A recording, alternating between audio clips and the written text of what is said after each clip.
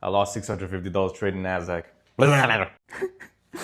Oh, hey guys, look how good pre-market analysis look. Look at this clean bearish breakout structure and a fat bearish fair value gap. And look at this line over here. There's not only one, but two liquidity levels over here. So it's so obvious for price to come down here because especially after this kind of bearish move down, this is the next closest target and it's also the most obvious target. And look at what else is aligning perfectly in this area. The equilibrium of this entire bullish range is also resting here. So it makes logical sense for price to come down here. Zooming in further, we almost bounced from the equilibrium of this previous bearish range and we created an SMT.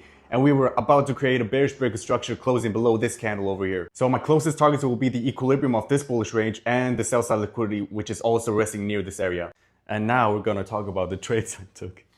I'm so not ready for this, bro. I don't want to talk about this. Market opened over here and instead of going down, we pumped like crazy. Now my bias is still bearish because we actually ended up hitting another equilibrium, which is from an even bigger range. So the previous equilibrium has been invalidated, but now we just hit an even more powerful equilibrium from a bigger, more powerful bearish range. After price touched this, we created an SMT and price started going down slowly. And then over here, we create a bearish breakout structure.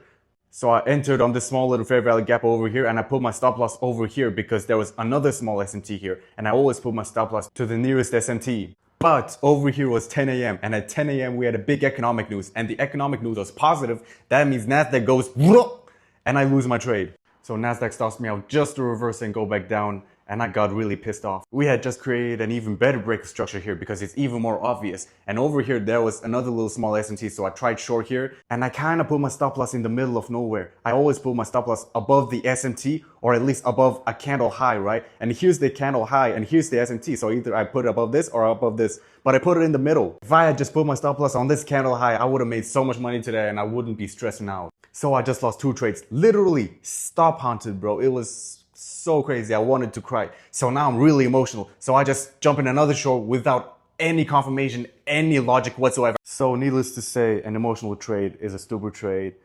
And anyways, my target got hit, but I had lost money all the way to the end. This is where you have to draw a line to say, okay, after a certain amount of money lost, I need to just step off the charts.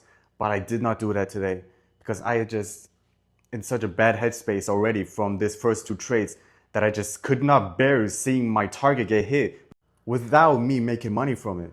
So this was a very humbling trading session for me. I need to get my priorities straight again and I need to lock in and I need to be better. I need to do better, bro. So next week, I'm locking in for real. See you all on the next journal. Peace.